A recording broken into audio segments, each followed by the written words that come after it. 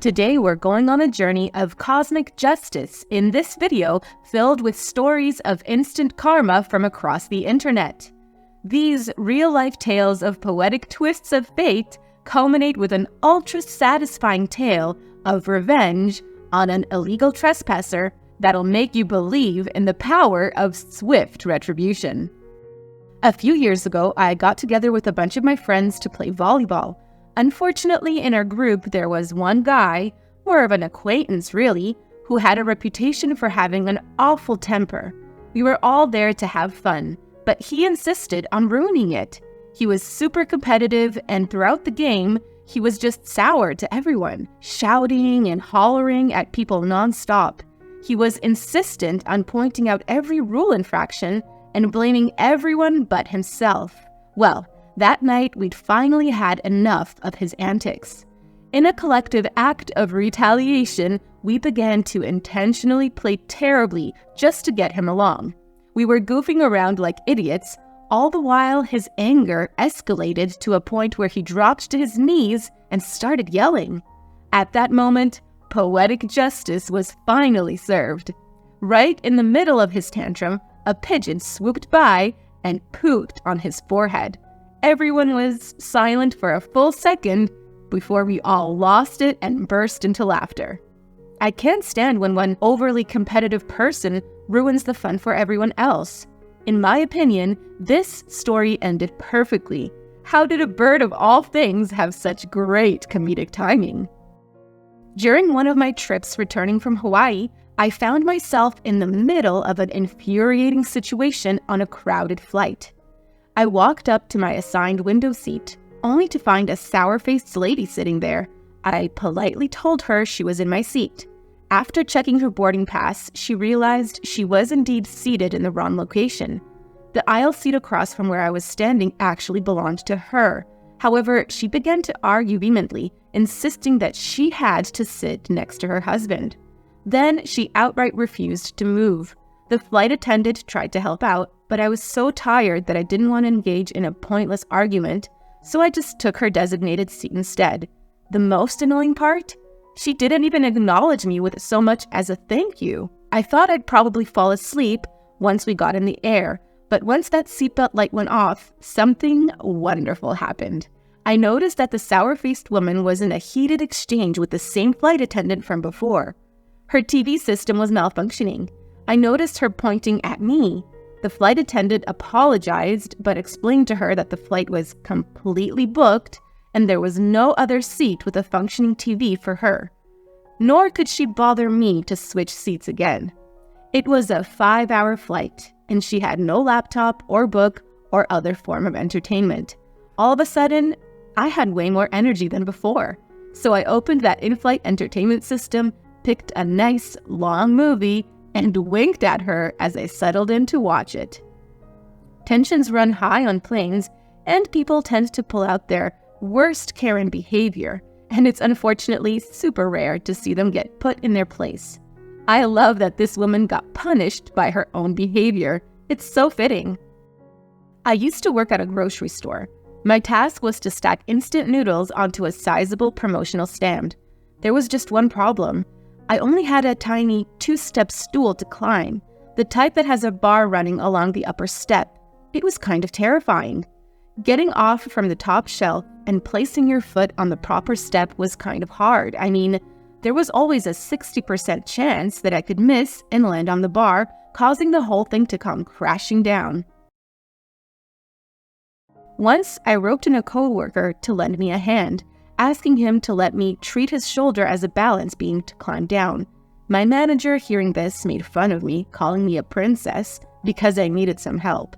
That's when karma kicked in. He was stacking up 2-liter soda bottles on a discount display when he decided to climb down. He too tried his luck with the 40% success rate jump on the wobbly stool. Unfortunately, he messed up. He stepped on the top bar and the stool gave way. The poor guy ended up with a broken arm and half the display of soda bottles hissing, fizzing, and exploding all over the place. That was my cue to leave. I didn't stick around to see the aftermath. I punched out and left before someone asked me to clean up the mess. How could he not see this coming?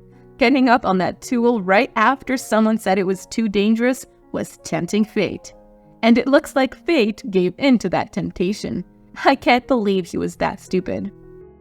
A couple of months back, I took a trip to San Francisco. On one particular night, after some quality time with friends involving a potluck and a few drinks, a buddy drove me to a nearby subway station. She instructed me on how to use the train service to get back to the hotel. Upon paying my fare, I dove into the underground, only to make an unfortunate discovery. The last train had just left. I'd missed it by a minute. Luckily for me, my friend was more than helpful. She told me about the bus that could take me back. However, I wasn't the only person there. Another person had missed the same train. He seemed a bit tipsy, burdened by a huge bag of groceries, and was trying to get home. He didn't even have a way to call an Uber. Upon seeing him struggle, I felt a pang of sympathy and proposed to call an Uber for him. I suggested he repay me whatever amount he could. He had only $3 on him, but that was okay with me. I wasn't going to deny his plea. We chatted a bit as we waited for his Uber to show up. Once his ride came, he happily hopped on and started his ride home, and I proceeded to catch my bus. But there was a twist.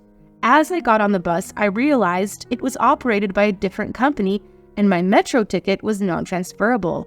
This meant I had to pay again. Struck with worry, I put my hand in my back pocket, hoping for some small change, even though I knew I didn't have enough to cover the fare. In what seemed like a lifesaver moment, I felt the $3 the man had given me. I thought I was saving him, but he ended up saving me too. Instant karma doesn't always mean that someone gets punished. Luckily, it means stories about reaping the rewards of good karma too, and thank goodness, because I could use a pick-me-up. A few years ago, a friend and I decided to spend a sunny summer day at an amusement park. When we got near to the exit ramp that leads to the park, we were in for an unpleasant surprise. We found ourselves stuck in a massive and still growing traffic jam. It turned out that a lot of other people had the same brilliant idea of visiting the park that day. Some impatient drivers couldn't stand the wait and were slipping onto the shoulder to bypass the long line of cars. Seeing others do it emboldened more and more people to follow suit until the line on the shoulder stretched just a few lengths ahead of us. It was annoying, but there wasn't much I could do about it. Yet as we crawled forward, we noticed something odd. The cars on the shoulder had stopped moving. In fact, we were crawling, but they weren't budging at all. I first thought they simply couldn't rejoin the traffic flow, but once we reached our exit, we saw that wasn't the case. Lo and behold, a lone cop car was parked at the end of the line, and a handful of cops were pacing down the line of people who'd pushed onto the emergency shoulder, issuing tickets. That's what you get for being impatient. It's so hard not to get frustrated when you watch people drive like jerks. And to then see an entire line of cars take advantage of what they think is a loophole, I'd be furious too. Luckily, they got exactly what was coming to them. One day, while I was getting a couple of cold drinks at a Circle K in Florida during a trip, a group of elderly tourists rudely cut the line. They didn't stop there. They loudly complained about everything in sight. The prices were too high, the beaches were too crowded, and it was too hot. They even took their antics up a notch by being rude to the cashier, and then made everyone in line behind them wait as they argued over the cost of their hot dogs and argued amongst themselves who would pay for them. Luckily, they got what they deserved. After they left, we exited the store just in time to see karma in action. A seagull swooped down and forcefully took the man's hot dog right from his grasp. But that wasn't all. His wife then let out a scream, visibly caught off guard, and involuntarily dropped her hot dog on the ground. Even the most patient person can lose it, watching a group like this act in a way that completely disregards everyone around them. Thankfully, the other customer in the story didn't have to wait long to see justice served. I was having a great day skiing on a mountain that has a T-bar toe lift.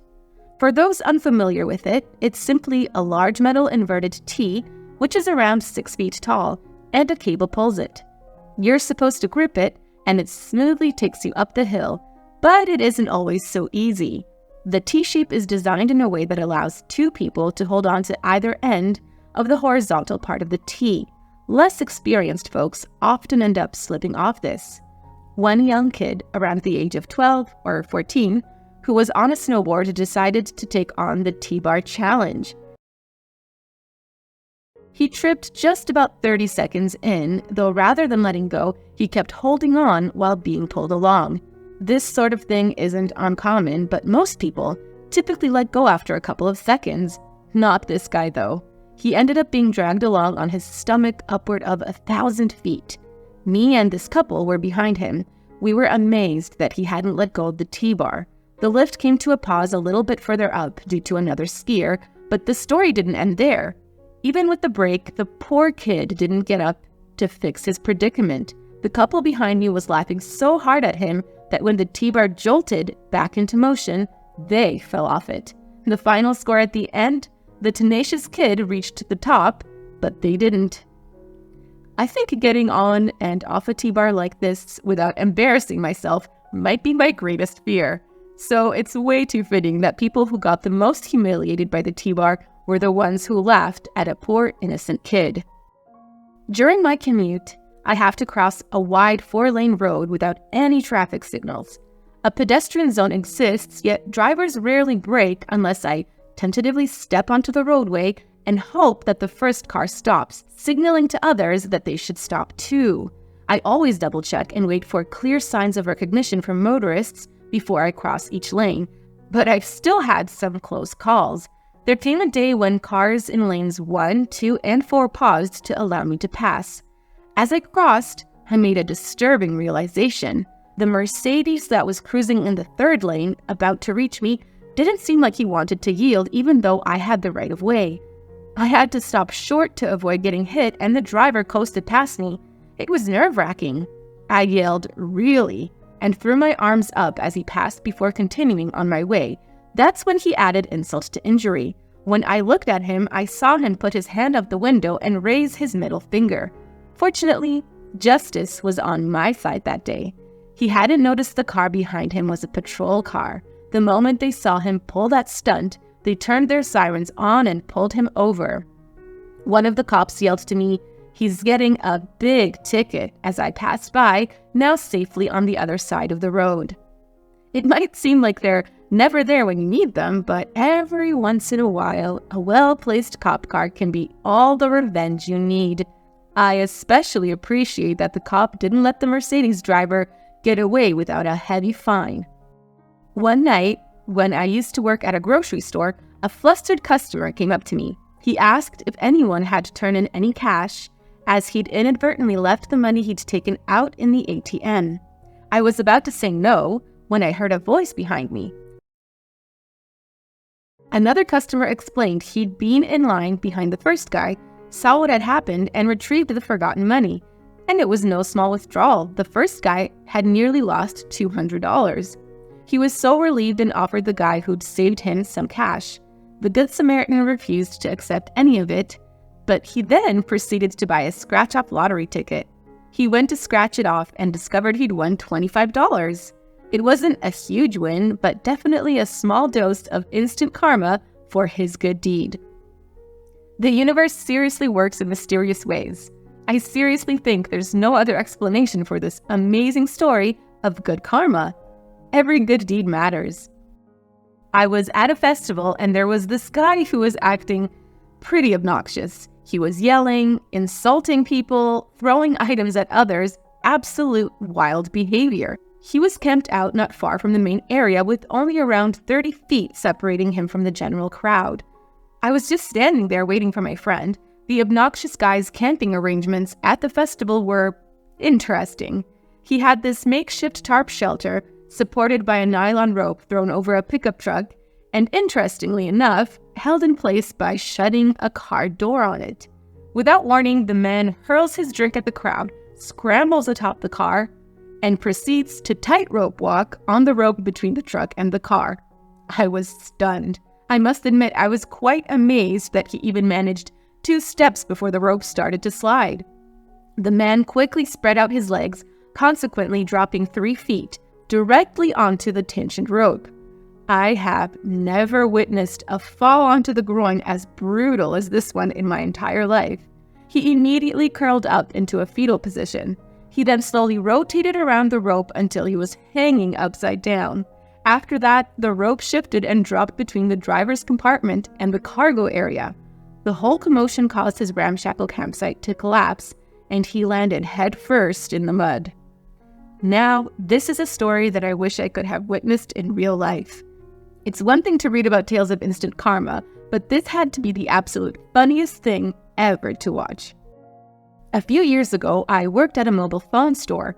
One day, we were swamped with customers, and there was a woman whose child was wreaking havoc. He was running around the store, knocking items over, and generally being quite disruptive. I politely asked her multiple times to rein her kid in because he could potentially hurt himself. After my third plea, she started to snap. "Don't you dare instruct me on how to parent my—" However, she never completed her outburst.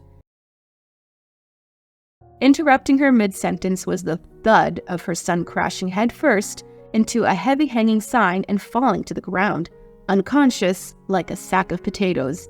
He was fine, but his mom tried to shift the blame onto us, threatening to sue. She didn't know who she was messing with. I gently reminded her that our store's security cameras had captured and recorded not only my 3 requests for her to control her child, but also her nasty retort to me. I didn't hear another peep from her after that. Okay, now I wish I knew the person who wrote the story so I could ask to see the tape. Not for the annoying kid or the rude reply, but for the exact moment that kid smashed into the sign and collapsed. I feel bad for the kid, but hey, that's karma. I saw a person stoop to retrieve a wallet someone in front of them had dropped. As he ran to return it to its owner on the other side of the road, ironically, his own wallet slipped out and landed on the crosswalk. I couldn't believe what had happened. A cyclist in the bike lane noticed this, pedaled a bit closer, scooped up the fallen wallet, and swiftly pedaled away. Just as my dad was about to intervene, a cop car parked nearby swiftly cut off the cyclist, forcing him to return the wallet. To my surprise, the cyclist tried to get away.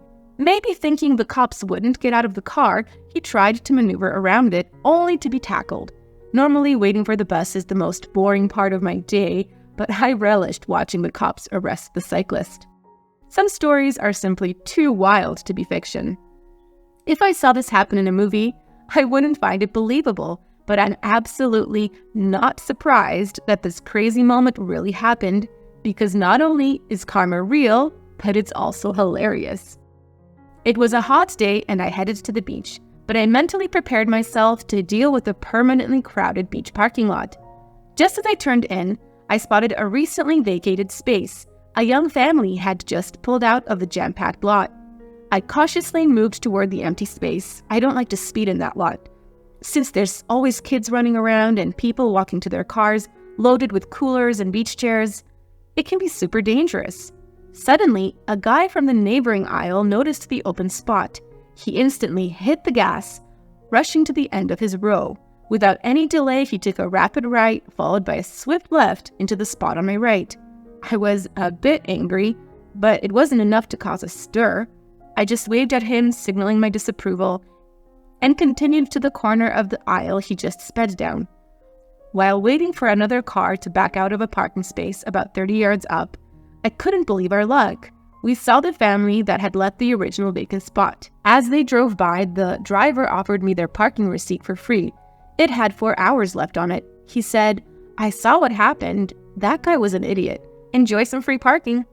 We were extremely grateful, but the best part was yet to come. We parked our car, got out, and walked past the parking space pirate. In a sweet twist of irony, he noticed he'd forgotten to put his car in park and set his parking brake. His Mustang had rolled over the bumper block, damaging his front end. I may sound like I'm exaggerating, but busy parking lots have created some of the most frustrating moments I've ever experienced. So while it may be a little petty, I can't blame this person for enjoying the moment he realized the jerk who'd stolen his spot had actually ruined his own car. One night, I found myself heading home along the highway in the middle of a bad snowstorm. The roads were slippery, so I kept my speed at a safe 30 miles per hour. Even more terrifying was the fact that my newborn daughter was in the car with me. It was my first time driving anywhere in the snow since she'd been born. My anxiety was through the roof, and things were about to take a turn for the worse. Everyone else on the road was taking it slow, like me, except for one truck who was oblivious. Despite the harsh conditions, he was racing past at 65 miles per hour. I white-knuckled the steering wheel as he overtook me. No sooner had I thought, he's for sure going to crash, than he lost his grip on the road. His truck skidded and he slid right into a ditch. Now, don't get me wrong. I'm not one to laugh at others' bad luck. He was luckily unharmed. I watched him hop out of the truck and let out a frustrated scream. His truck was definitely totaled. Well, speaking for myself, I'm not above laughing at someone's bad luck if they've been driving like an idiot. I guess he learned a pretty expensive lesson about driving recklessly in bad weather. I worked as a contract HR director at a prominent state university, and the head of student housing was probably my worst coworker. She was loud, self-centered, and frequently angry, often railroading over her colleagues and leaving chaos in her wake. Her lack of professionalism came in the form of outright yelling and irrational demands. Even worse, if she didn't exactly hit it off with someone, they were promptly fired. Essentially, she treated everyone under her like her own personal employees. Because it was a state institution, it would have been an insanely long and complicated process to fire her, which is how she got away with such bad behavior. That's where I came in. I was assigned to dig through all the complaints about her and her management style. That's when I found out that she'd not only been at the job for 20 years, she'd been acting like this the whole time. As I went through all the paperwork, I discovered a particularly concerning pattern. Over the course of 2 decades, she'd fired pretty much every gay employee she had. Naturally, I had to present her with my findings at the conclusion of my investigation. Despite her shrewd attempts to dodge the truth, all the evidence was well documented and, quite frankly, undeniable. Her reaction was brutal. She decided to tackle this by escalating the matter to the dean, calling for a meeting, and spinning a story about how I, a supposedly typical empowered straight white man, was prejudiced against her hiring preferences and was mistreating her valued team members. She then aired her skepticism about my credentials, suggesting that she encountered my type of authoritative hetero men before. I let her vent until she exhausted herself. I knew exactly how to handle this situation. I calmly approached the dean and showed him photos of the day I'd married my husband. The dean, who was really tired of dealing with her demands, broke into a knowing smile and asked if he could share the pictures, so I went over and showed them to her. I've never seen someone's face crumple so instantly. Moments earlier, she'd been complaining, and now she was completely silent. The dean presented her with an ultimatum: either retire at once, or she'd be fired immediately. She opted for retirement. Oof, crushed by your own bad behavior. What a terrible way to go. But if you ask me, this is a case of good riddance to bad rubbish. A while ago, when I worked at a hardware store, I had a confrontation with a man who went on an angry rant because our system wouldn't process a refund for something that was clearly marked final sale. He didn't have a rational reaction at all. Instead, he began yelling. Then he started making threats toward me, the other cashier, the store manager, and about 3 bystanders. Despite his refusal to calm down, we repeatedly told him he was not welcome at the store and needed to leave. His next move was infuriating. Instead of leaving, he planted himself at the entrance, furiously yelling at every approaching customer. His objective seemed to be to discourage people from shopping there, claiming we were scamming him. So he continued his pointless display, but he was in for a surprise. After about 10 minutes, the police arrived. The sight of the cops surprisingly silenced him, and his tough demeanor quickly melted away into a quietly muttering pool of lame excuses. The funniest part of all, we told him multiple times we were calling the cops and gave him the chance to leave before they arrived. He still stuck around. Before the situation had time to get sorted out, he was banned from the shop and lost on about $200. People act so big and tough sometimes, but I love seeing someone crumble like a cookie when they have to face the consequences of their own actions. Especially when those consequences cost them $200. Someone was dumping their garbage in my dumpster, and having to empty it more frequently was costing me hundreds of dollars a month, so I came up with a devious plan, and it worked better than I ever imagined. I installed a security camera and was able to see that it was the same guy each time. I took down his license plate. The next time he came back, I was ready for him. I called the non-emergency line and let them know what was happening.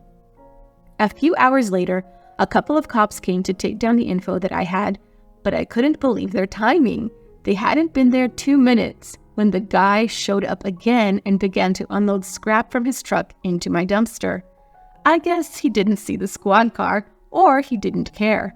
The cops waited until he'd emptied the entire truck bed. The officer then told the guy to pull out all the dumped trash back into his truck, which meant he had to climb into the dumpster and drench himself in the garden waste. Once all the garbage, including his previous load, was back in his truck cab, the officer handed him a $500 fine for unlawful dumping. The stunned expression on the man's face was worth $1 million. Some people never think they're going to get caught, but karma is always watching. And when it comes to instant karma, timing is everything. And fortunately for everyone involved, this sneaky guy had the worst timing in the world. I would have loved to watch every minute of this well-deserved punishment. That's the last of our satisfying moments of instant karma, but check out the rest of our channel for more videos with tons of jaw-dropping real stories. Please like and subscribe for more videos like this one.